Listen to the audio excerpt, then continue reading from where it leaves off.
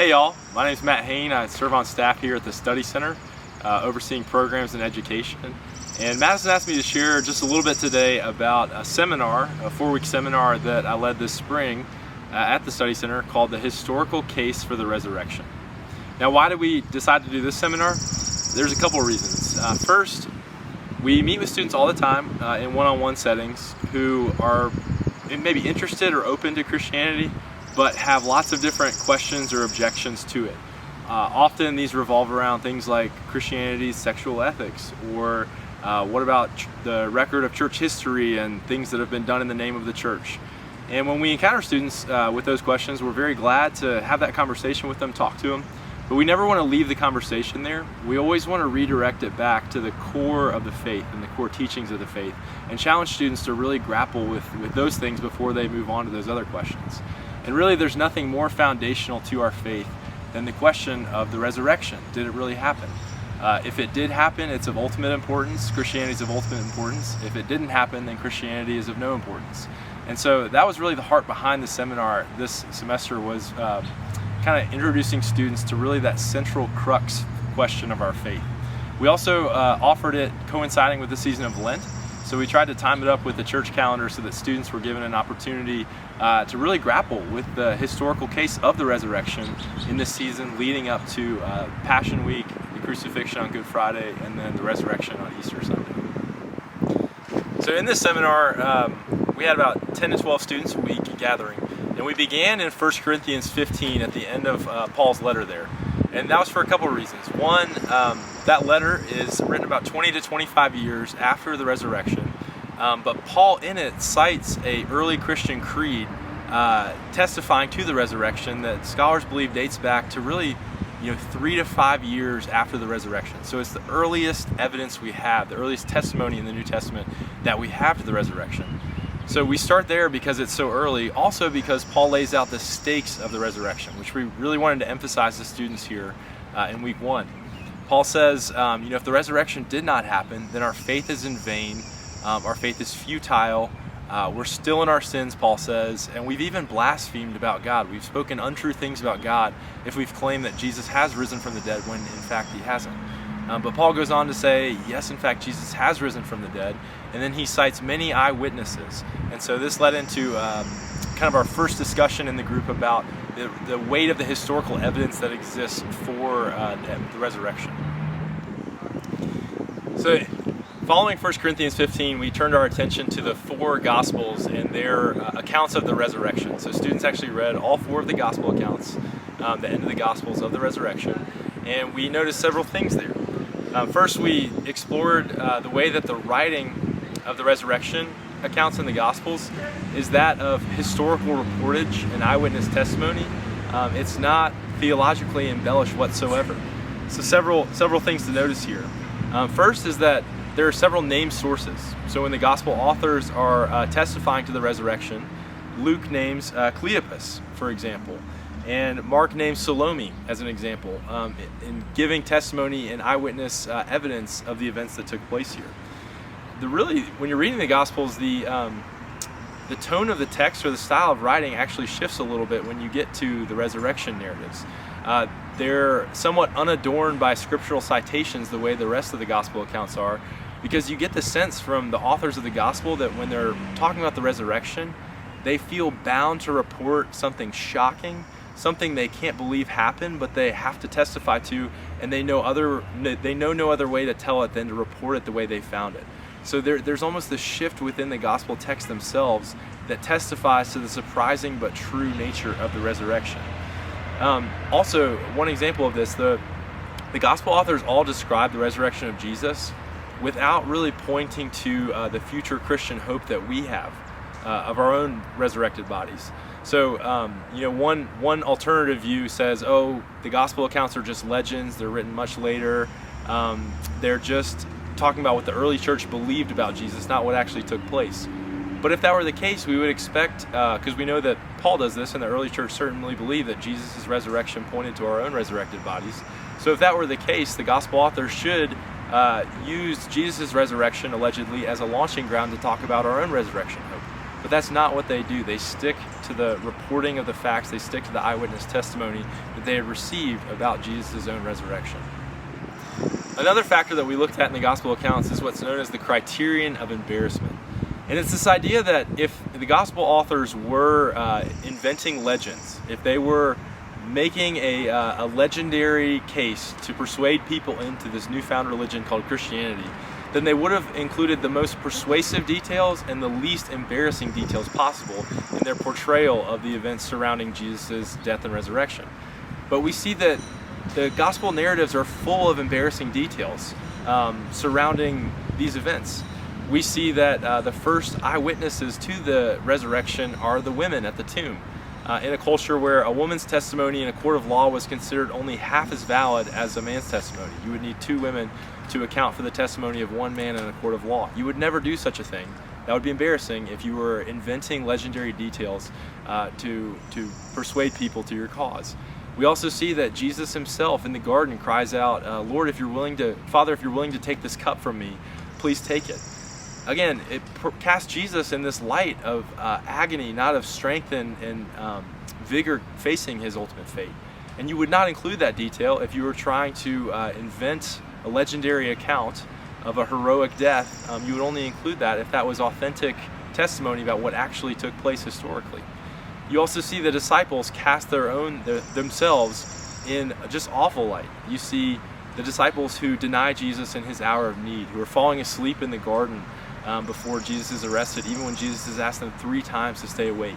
You see the disciples themselves disbelieving in the resurrection. You see doubting Thomas. You see the disciples hiding in the room where Jesus has to appear through the door because they've locked themselves away from the world.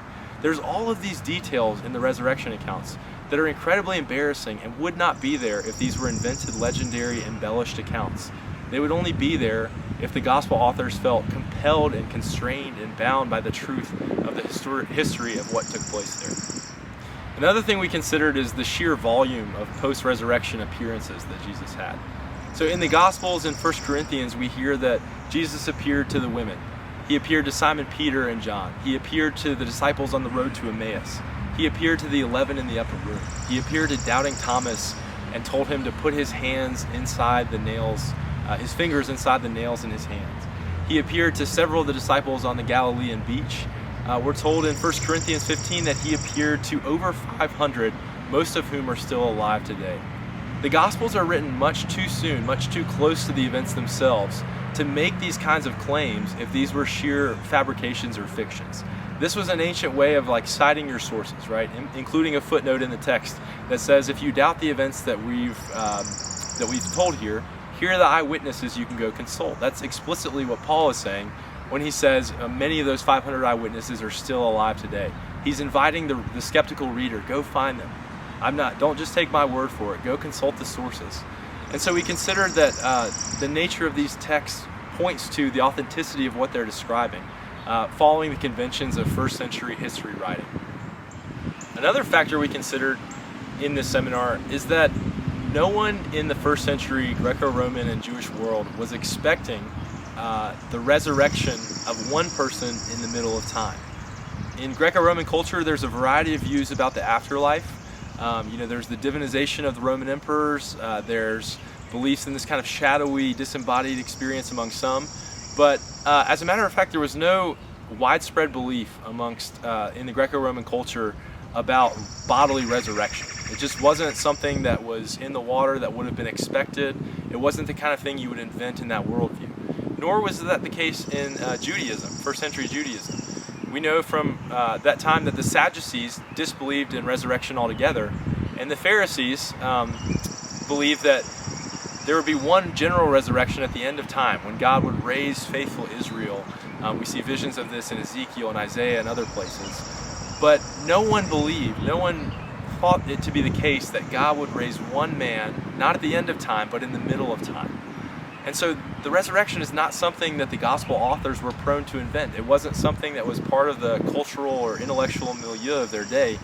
And so what we see here in the Gospels is the gospel authors striving to describe something that they really struggle to make sense of still.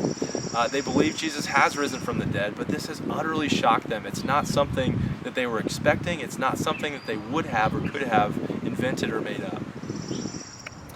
One thing that we challenge students with in this seminar is this question of where do we place the burden of proof in conversations about the historical case for the resurrection. If the burden of proof is placed on the Christian to prove in a scientific way or kind of beyond the shadow of a doubt that Jesus did raise from the dead, I'm not sure that we can prove it in that sense. It's a matter of faith after all, not something that we can demonstrate like 2 + 2 = 4. But one thing we wanted to challenge students with and reframe is that there's also a burden that you can place on the skeptic who disbelieves in the resurrection, which is this: it's how else would you account for the rise of first century Christianity? Look at all the facts that we know of first century Judaism and then the rise of early Christianity, and how do you account for those?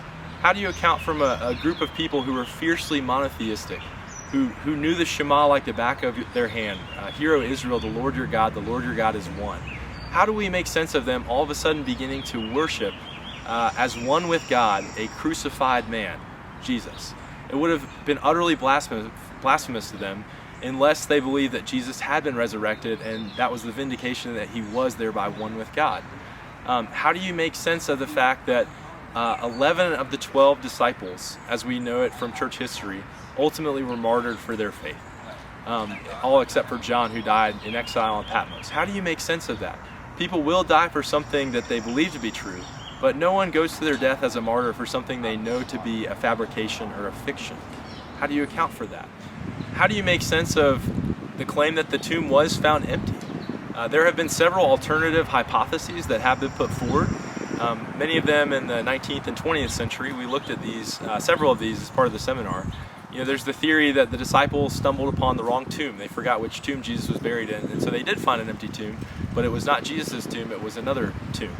We considered that one. We considered the mass hallucination theory, that perhaps the disciples had some kind of spiritual experience of Jesus, like a mass hallucination, but not a physical bodily one, in spite of the gospel authors taking pains to emphasize that it was a bodily encounter with Jesus. Jesus ate fish on the seashore with Peter.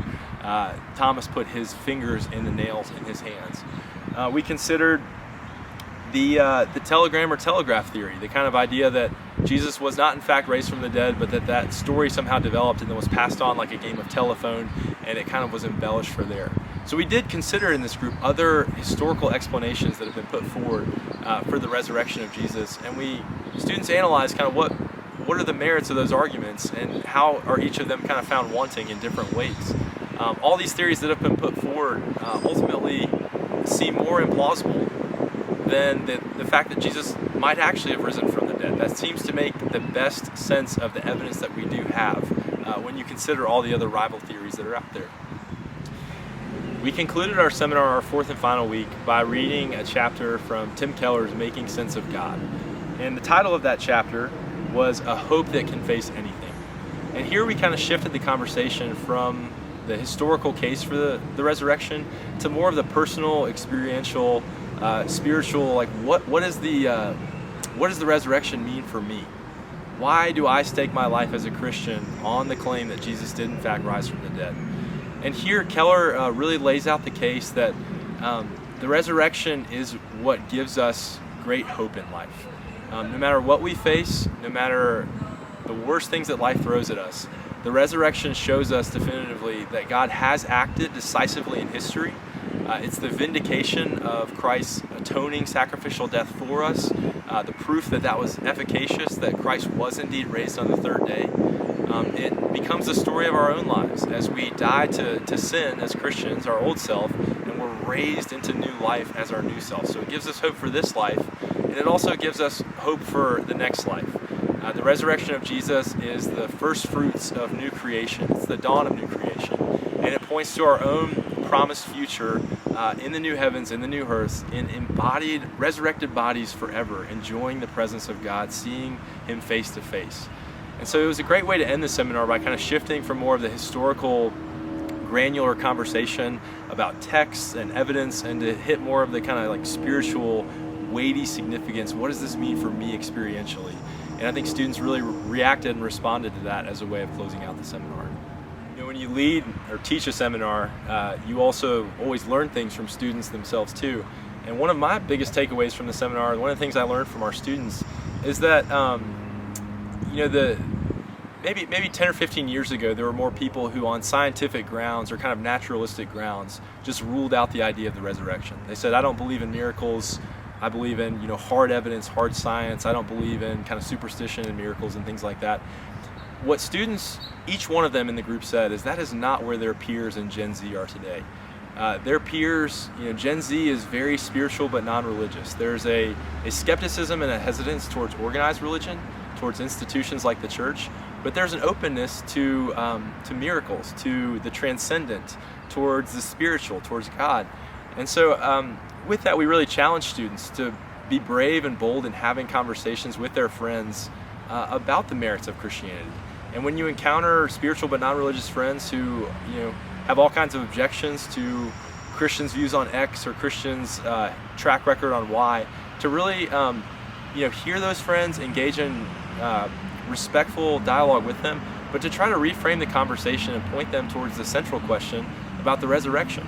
And as it turns out, Gen Z may be more open to kind of the miraculous claim that Jesus was in fact risen from the dead. So that was something that was really impactful for me that I took away, was just an encouragement from students to be bold in our own work here at the Study Center as we have those conversations with skeptical students and faculty. In terms of sources that we drew from in this seminar and pointed students towards, I'll mention just a few here, and then you can see a list of those at the end of this video if you're curious to do some more reading and research of your own. But Scripture obviously was number one. 1 Corinthians 15, the 4 gospel accounts, is where we camped out for most of the seminar. But we also drew from the groundbreaking work of Richard Bauckham, Jesus and the Eyewitnesses. Can't recommend that book strongly enough. I believe 2007, strongest case that I'm aware of for just laying out the eyewitness nature of the testimony that is in the Gospels. Also, N.T. Wright, part of his trilogy, he has Resurrection of the Son of God, Fortress Press, I believe, and that is the magisterial work, kind of laying out the evidence surrounding the resurrection, other first century views about resurrection, the historical case and the weightiness and substance of the Gospel's case for the resurrection. So really recommend those two. Also Gary Habermas, Mike Licona, Larry Hurtado also have really good works that you can see at the end of this. But feel free to pursue your own research and dive further into these questions, or reach out to us at the Study Center if you're interested in this topic and would like to continue the conversation with one of our staff members.